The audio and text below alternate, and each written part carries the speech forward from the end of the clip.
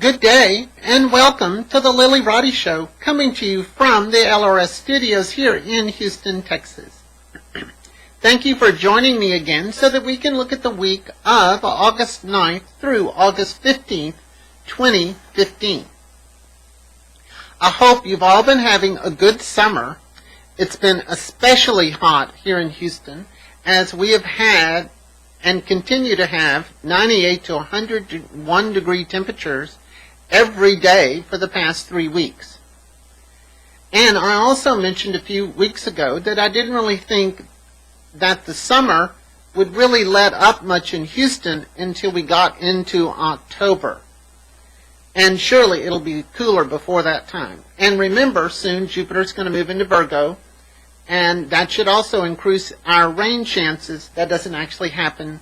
That happens this week, August 11th. And of course, don't forget that the Houston Astrological Society will be having a Saturday conference on Pluto on August 15th. Our 4 topics for the day-long conference will be a short look at the long history of Pluto's influence on the world, the Pluto paradox, natal Pluto in the horoscope, Pluto from an evolutionary astrological perspective, and Pluto, the transiting cosmic enema. Want to guess which topic is mine? The last one. Our events start at 9 a.m. and end at 4 p.m. If you have some questions or you'd like to attend our event, you can always contact me at lillyroddyshow@aol.com, lillyroddyshow.com, and of course find us on Twitter, Pinterest, and Facebook. I'll put these links on the YouTube page so you can find them there easily. Let's take a look at what's going on for August 9th through August 15th. This week overall is fairly smooth. And the good news is there's no long void of course moons. The first thing that's really of interest is Jupiter, planet of growth and expansion, will be entering the sign of Virgo on August 11th. And also as that happens, Jupiter will no longer be squaring Saturn in the sky, which has been a really tough overall aspect. Jupiter will spend the next year in Virgo from August until August of next year, 2016, when Jupiter will enter Libra. Generally, Jupiter brings us positive and an optimistic outlook. Jupiter into Virgo will make all of the mutable signs, Gemini, Virgo, Pisces, and Sag, busy for the whole next year. And don't forget that last week Saturn entered Sagittarius, another one of the mutable signs. Saturn's message is more get a life, get a job. And of course, both Saturn and Saturn and Jupiter are both joining Neptune, which has been in Pisces, another mutable sign, for the last 4 years. Jupiter in Virgo should really open the doors for a much more socially active time frame, especially for Virgos and Pisces. This could be a much better time for most all of the mutable signs to really get a better grip on their lives overall. Some of that will help because we're having the energies of Saturn and Neptune and Jupiter. So we're actually having sort of a T-square in the mutable signs. The Saturn will bring some sense of order to the Neptune, and Jupiter will give us a little bit more energy so we're not so lacking energy and hiding out. We do have a new moon in Leo on the 14th, and that'll be at 9:53 a.m. This would be a good time to focus on things that are particularly important to us. Along with Venus continuing to be retrograde in Leo, we are looking at our desire nature in a much deeper and a much more personal way. On Saturday, the 15th, the Sun and Venus are conjunct during the middle part of the afternoon. Now, this is the midpoint in the Venus retrograde cycle, which started last month. In the first part of the Venus retrograde, we are much more likely to be ending all relationships that aren't productive or reconsidering investing our energies and monies elsewhere. On Saturday, as we are at the midpoint of this whole process, this is the time to start developing your ideas and considering what actions you should take. But we all will still have to wait until after October 15th before we start any new relationships or projects. The reason is that right after Venus goes direct, August 25th, Mercury is retrograde, and that will sort of keep us from moving forward as fast as we would like. Now, all of that will all be in a forward-moving time on October the 15th. We'll generally feel everything sort of speed up. Over the last couple of weeks, I've talked about some of the Republicans involved in the upcoming presidential race. Today, we're going to look at Hillary Clinton's chart and Bernie Sanders' chart. And for those of you who are following along, Bernie Sanders is born September the 8th, 1941, in Brooklyn Heights, New York. There is no birth time for him. Hillary Clinton's information is October the 26th, 1947, 8:02 a.m. in Chicago, Illinois. Now let's look at Bernie Sanders' chart first. One of the things that initially made me feel uncomfortable about Bernie Sanders as a potential candidate was that he announced during Mercury retrograde. And I would say, since he's a Virgo, that doesn't really fare very well for him, despite the fact that he may have a sort of a building of populace during this time, because he's a Virgo and Jupiter's going to be moving through Virgo. And, of course, on the positive side, that will help him with Jupiter moving through Virgo to give him more visibility. But the problem is that when you look at the actual date of the presidential election, which will be September the 8th, 2016, Saturn is squaring his sun almost exactly to the degree and minute on that day.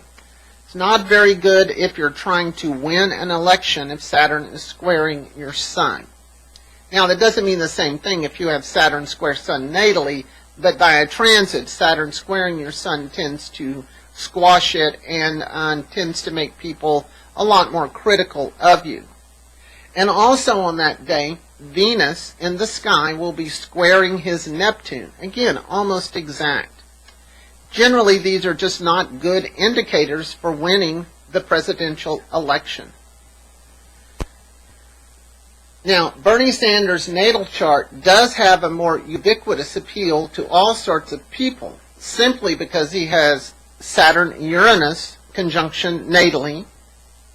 This could certainly make him more open-minded, and he also has a Sun-Neptune and Mercury-Neptune conjunction.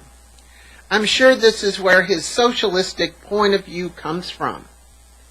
And strangely enough, Bernie Sanders has Neptune in Virgo, just like the USA chart does, almost to the same degree. The Neptune is at 22 Virgo, and Bernie Sanders' Neptune in Virgo is at 26 degrees. Now, let's take a brief look at Hillary's chart.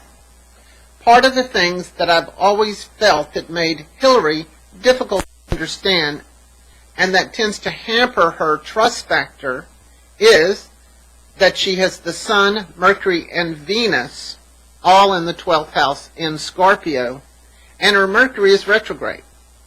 So we all feel that undercurrent from her, no matter how much she wants to hide or mask that.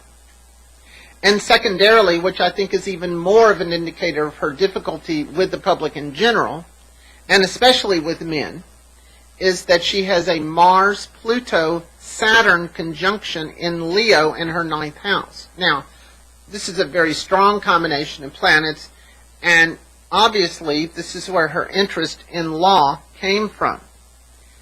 However, in our culture, women who have a strong Pluto or a strong Mars, or both in Hillary's case, and in Hillary's case, they're exactly conjunct.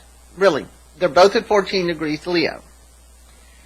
Generally speaking, most people are intimidated by women who have either a strong Pluto or a strong Mars. Culturally, if men have a strong Pluto or a strong Mars, we're much more likely to see them as acceptable or normal rather than we're dealing with some sort of cold bitch. And that's just our perceptions about that Pluto and her Mars. Consider this. She has Mars in Leo just like Donald Trump does. Now, in Donald Trump's chart, he has Mars in Leo in the first house. And with Donald Trump in the first house, we see him as brash, outspoken, even though we may not like his approach or even like him as a human being. But because he's a man and that Mars energy is out there, we sort of give men kind of a pass, that's okay. But in women's chart, these energies often feel very intimidating, and it's difficult for women in our culture, for us to find a way to use those energies where we don't intimidate people. Now, in Hillary's chart, her Mars-Pluto conjunction squares both her Venus in Scorpio and her Mercury retrograde in Scorpio. And, as though that wasn't enough, her natal Saturn in Leo squares her ascendant natally.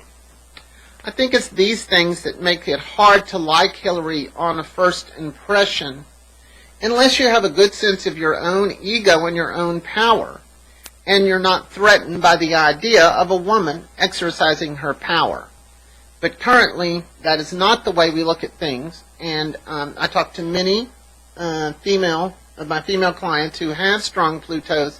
It's a very common thing to sort of struggle with being able to accept your own power and at the same time deal with not offending people because of that. It's a hard line to walk for women. Now, one thing that I did find that was interesting is that both Hillary, and Bernie Sanders have an out-of-bounds Hygeia. Now, maybe you don't use Hygeia in your chart. Hygeia is an asteroid that's about taking steps to prevent problems rather than waiting for them to occur so you can fix them later. So you can see that a lot of their policies have this sort of view of looking at things ahead, doing things to avoid the problem rather than just fixing them. And that's a pretty prominent element in both of their charts. And just based on the election of November the 8th, 2016, Hillary's chart is much stronger than Bernie Sanders. So from this point of view, it looks like at this time, Hillary is still the front runner for the... Now, next week, I'll take a look at some of the front-running Republicans, as we'll be through the first debates, and the field should be narrowed down. Also next week, I'll look at Joe Biden's possibilities and see how he fares. I want to thank you for joining me this week, and I hope you join me next week, August 16th through the 22nd of 2015. And don't forget about our Pluto one-day conference on August 15th. I hope to see some of you there. This is the Lilly Roddy Show, coming to you from the LRS studios here in Houston, Texas, reminding you to keep those stars in your eyes. Bye-bye.